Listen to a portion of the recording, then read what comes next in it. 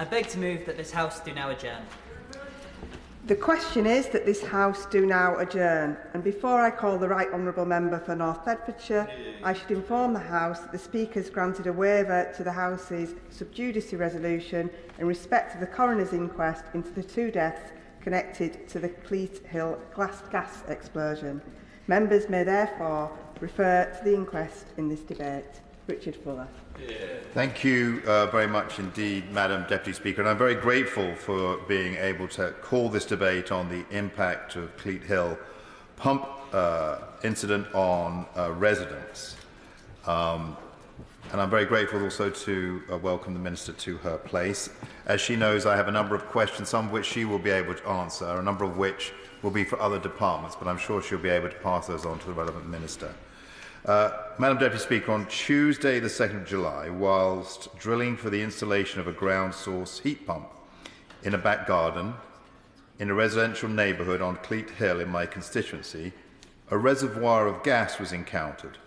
This gas reservoir was at a shallow depth of approximately 100 metres. Subsequently, certain discussions, recommendations and actions were made by various parties in response. On Saturday the 19th of October, there was an explosion at the property that resulted in the death of 2 people, Paul Swales and Julia Harris. The blast happened close to where gas from the underground reservoir had been venting. By the time of the explosion, gas had been venting from the shallow reservoir for 109 days. Approximately 50 households were evacuated from their homes on Saturday the 19th of October, and for nearly 5 weeks now, my constituents have been living with relatives or friends, or, as in the majority of cases, have been living in temporary accommodation provided by Bedford Borough Council. I would like to take this opportunity to commend my constituents for their resilience to the disruption caused to their daily lives and for the anxiety that has been caused and continues to be felt by many.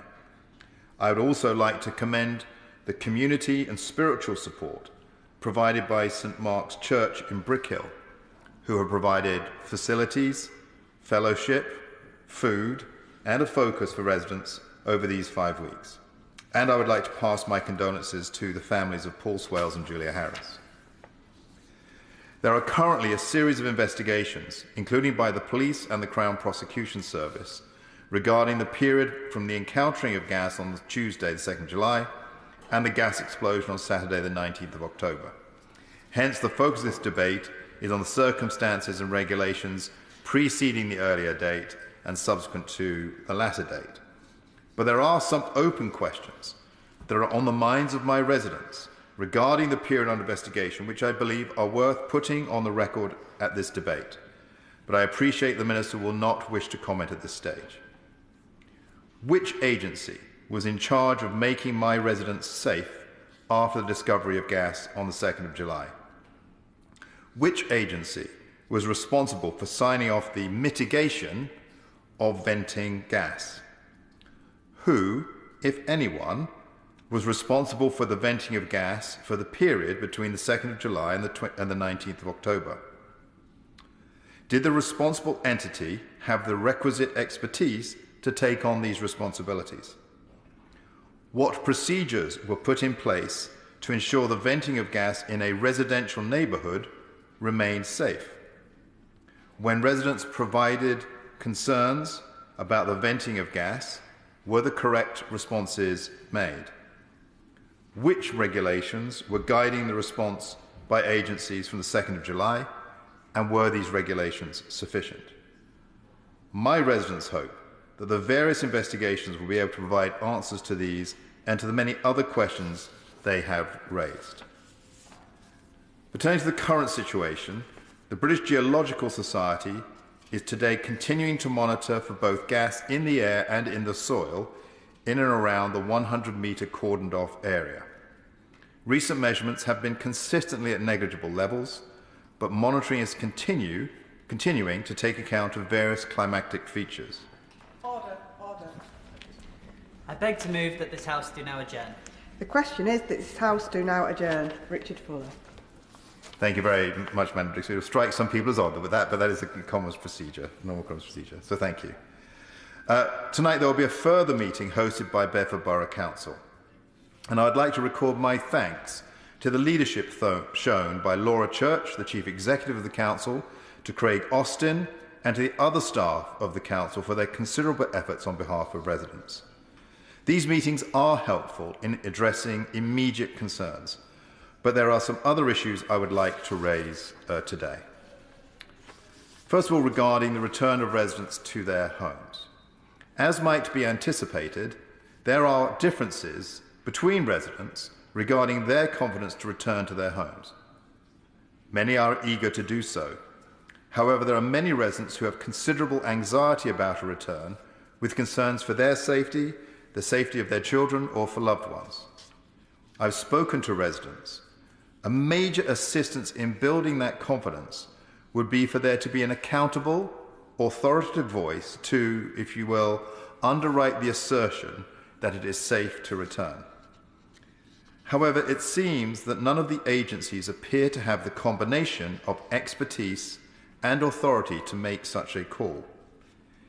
In the absence of this, the default may be that the risks of returning will be transferred from a responsible body to each resident, with potential implications for future insurance and other liabilities, and this clearly should not happen. So may I ask the Minister what steps she can take to end this Mexican standoff regarding advice on a safe return for residents to their property?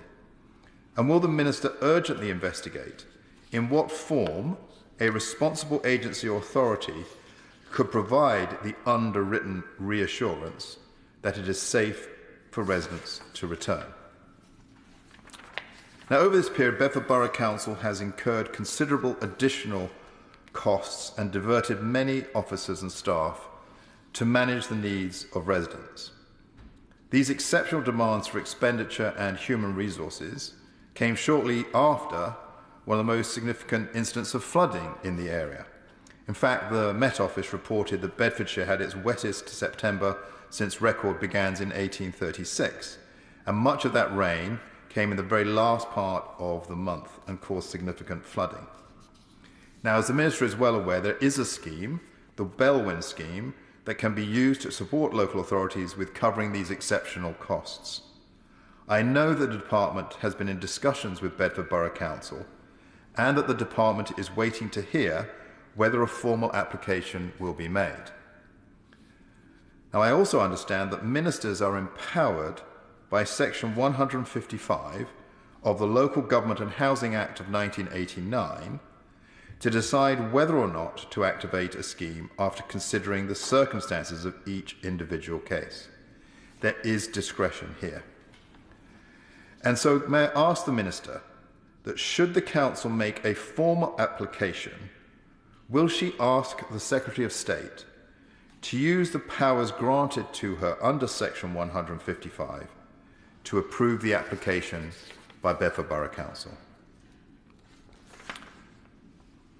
Now, Madam Deputy Speaker, the incident at Cleat Hill should also stimulate a review of current regulations to see if they are sufficient or if they should be updated. It may surprise you, Madam Deputy Speaker, as it did my constituents, that currently it is permissible to drill a hole 100 metres deep in your back garden without any permit and without any required notification. Such boreholes are considered permitted development. So may I ask the Minister, will she review whether the drilling of a 100-metre hole in a residential area should continue to be classified as permitted development, or if there should be a permitting or notification requirement? The Cleat Hill incident also raises some questions about the regulation of the installation of heat pumps more generally. Now, there have been more than 30,000 ground source heat pumps installed in the United Kingdom, and this is the first known incidence of a gas reservoir being tapped during the drilling for a ground source heat pump. The UK currently plans, however, to roll out many, many more heat pumps, a large proportion of which will be ground source heat pumps, in the effort to achieve net zero. Now, we must remember that boreholes are drilled for a variety of reasons, not just for heat pumps, and that the incident at Cleat Hill was about the drilling of boreholes, not anything specifically about the heat pump itself.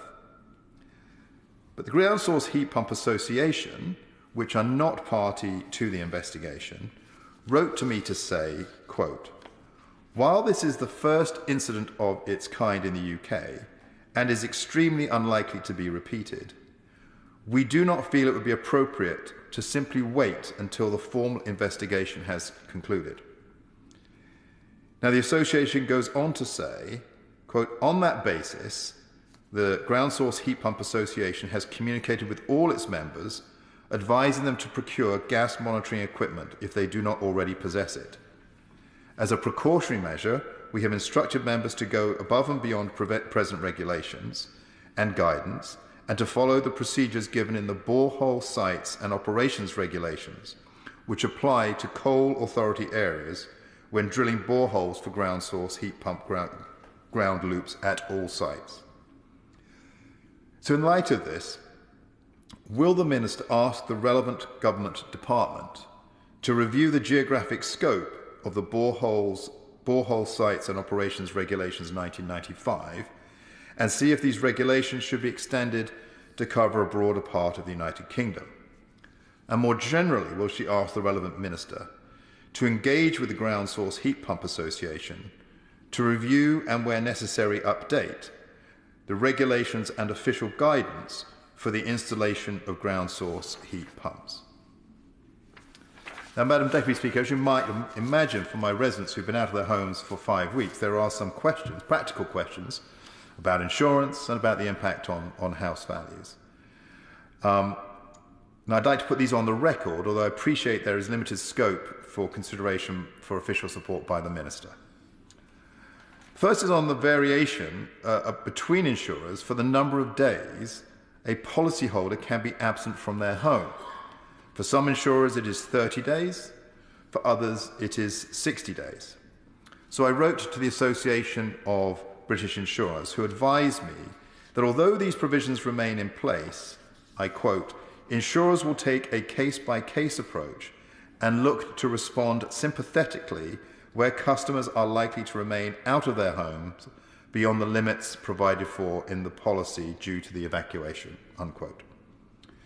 The second is the impact of the discovery of this shallow gas reservoir and the explosion, the impact it may have on the ability of my residents to obtain future home insurance and the premium attached to such policies. And I put these questions again to the Association of British Insurers, and I'm grateful for them for their response. Now, they cannot comment on individual pricing or commercial decisions by their members, but the association added, and I quote, "That said, we have raised the concern with our members and we are not currently aware of any general issues relating to Cleat Hill that would change the general underwriting approach applied to the area. It will be a commercial decision for individual insurers, and a range of criteria unrelated to the incident may impact on an individual's household's future risk.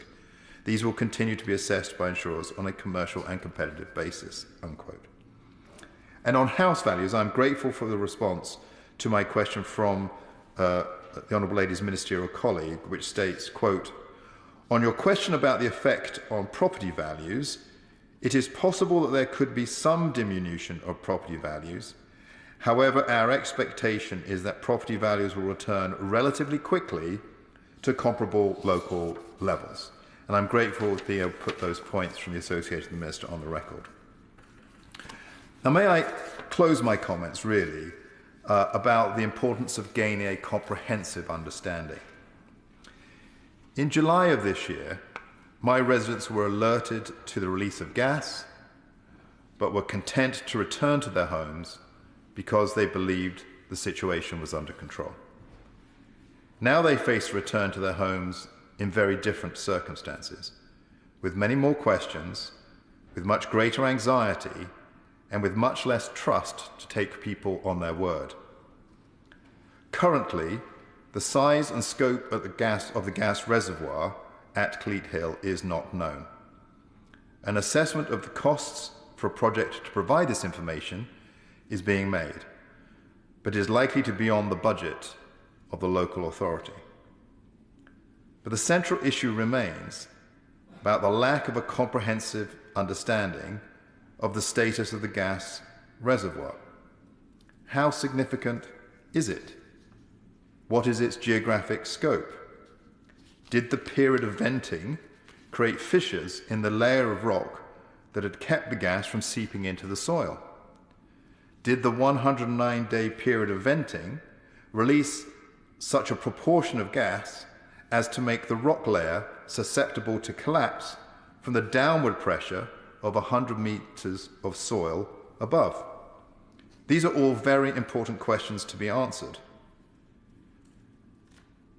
Now, there is an emerging plan for the use of gas monitors and alarms to be available to local residents and connected to a 24/7 response centre. This longer-term monitoring plan is designed to provide early alert to residents should there be any future change in detected methane levels. But can the Minister advise, if such a plan is put in place, which agency would be responsible for the ongoing monitoring? And can the Minister assure me that the Department will be able to seek expert advice so that the correct plan is put in place, both for the regularity of testing and the duration of testing, including of the stability of the closed borehole and of the rock layer containing the gas reservoir? To remind the Minister, the incidence of breaking a seal on a shallow gas reservoir is historically extremely rare. It's not an exact comparable, but the drilling in 2007 of boreholes for geothermal energy in Staufen in Germany created significant problems a decade later. In that case, it was water that was released, not gas. But the incident reinforces the need, I believe, to gather now a comprehensive understanding of the situation at Cleat Hill.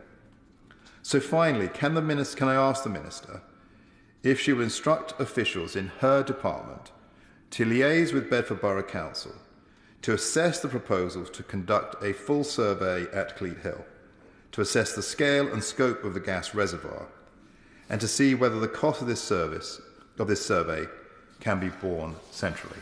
Thank you very much indeed, Madam Deputy Speaker. Minister Rushanara Ali. Thank you, Madam Deputy Speaker. Can I begin also by paying my tribute to Lord Prescott and my deep condolences to his family. Lord Prescott was a great friend of the East End, where I'm a Member of Parliament, and we remember the contribution he made to so many lives in our country. Turning to this very important debate, I want to commend the Right Honourable Member for North Bedfordshire for securing this debate on the impact of the Cleat Hill heat pump incident on residents.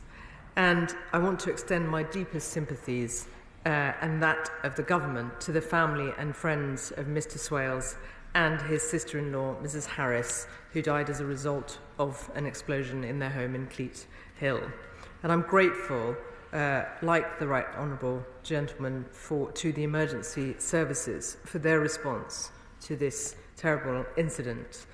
And also, I thank the other agencies involved, both in seeking to ensure a clear understanding of how this incident occurred, as well as working to ensure the safety of local residents. And I know that the Right Honourable Member, as the local Member of Parliament, has been very much at the heart of providing support to the residents who have been affected by this incident. And today's debate is testimony to his work, Madam Deputy Speaker.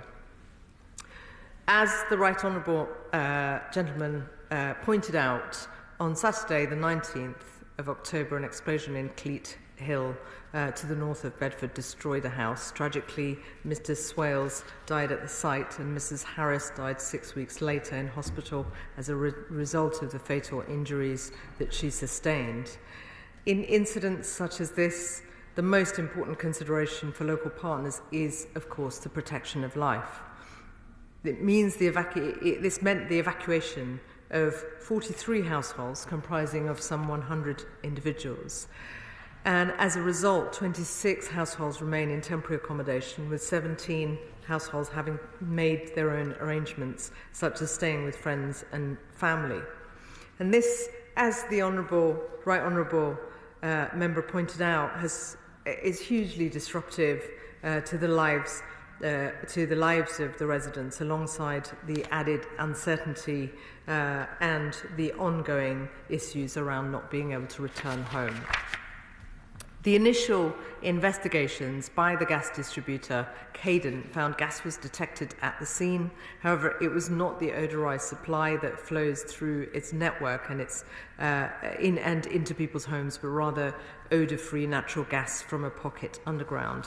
The source of the gas was a 100-metre deep borehole drilled in July in the garden of the property as part of works to install a ground source heat pump, as has been pointed out, and this encountered a pocket of natural gas.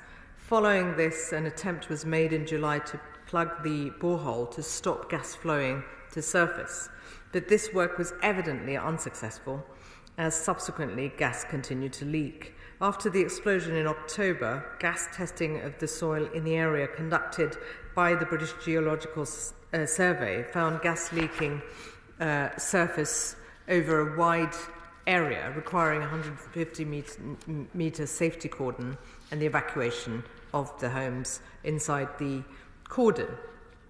Madam Deputy Speaker, following the explosion, partners have come together to both respond to the immediate aftermath of the explosion, ensure the safety of neighbouring residents, investigate the circumstances of the incident, and put in place a plan to secure the borehole and stop further gas escaping. The site has been the focus of investigations by the Health and Safety Executive to help determine the cause, as well as that of Bedfordshire Police in support of the Coroner's Office. And additionally, as part of the government's wider response to the tragic events, a number of other specialist agencies, such as the British Geological Survey and the Coalfields Authority, have been essential in supporting local partners. There have been several public meetings attended by agencies, ensuring residents are informed and about ongoing works and steps taken to make the area safe. To further reassure residents, Bedford Borough Council are investigating options to install gas monitors in affected homes. And this will allow for early detection of any early build-up of gas in homes. And efforts have been made to support residents affected by the explosion, with Bedford Borough Council establishing an advice and support centre, providing temporary accommodation, emergency financial support, a 24-hour emergency helpline and free office space at Borough Hall to help residents continue to work. And I'm conscious that the Right Honourable Member, as the local MP, has played a very important role in supporting residents. I know how important the role of the key partnerships is when there are emergencies like that, as I've experienced in my own constituency of a different nature. We understand residents have faced the challenges around insurance. I'm glad to hear some of the work that the Association of British Insurers have begun, and I'm very happy to write to them if necessary, if there's further assistance required. Residents will also be worried about whether this incident creates, as the Right Honourable Member raised, creates blight when they sell their home in the future. Local partners are drawing on groups like the Coalfield Authority, who have expertise in working with residents to help develop information that can be provided to insurers, mortgage lenders and new purchasers. Our expectation is that property values will return relatively quickly to comparable local levels. Madam Deputy Speaker, I'm aware responses such as these mean local partners incur unexpected costs, creating additional burdens for organisations such as the Council. And the government's principal mechanism, as has been pointed out, for supporting costs arising from emergency incidents is the Bellway scheme, administered by my department. Bedford Borough Council has registered an interest in making a claim under the scheme for both the combined impacts of the gas explosion and earlier flooding in September, which we will consider and look at the advice as soon as the application comes in and officials provide that advice. The Right Honourable gentleman has raised a number of very important questions in his speech. I will address some of these. Others are, as he understands, the subject of the ongoing investigations.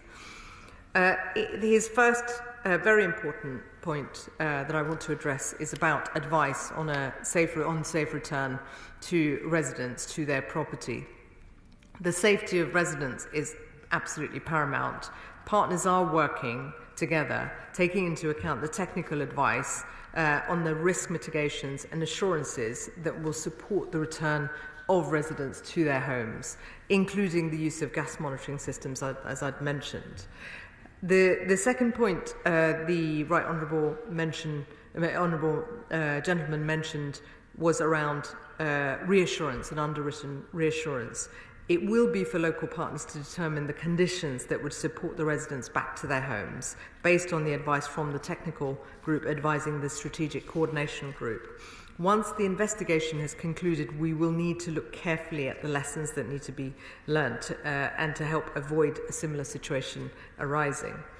Madam Deputy Speaker, the point the Right Honourable Member raised about drilling of a 100-metre hole in a residential area is a very important one, and we must, of course, await the outcome of the HoC and police investigations before taking any further action, as we don't know the exact causes of the explosion and the extent of liability or criminality, or what mitigations might be needed to prevent something like this happening. But he makes a very important point, and we will need to draw on the lessons once the investigation is over. The Right Honourable Member raises the point in relation to in relation to the there was what is apologies in relation to the role of other departments.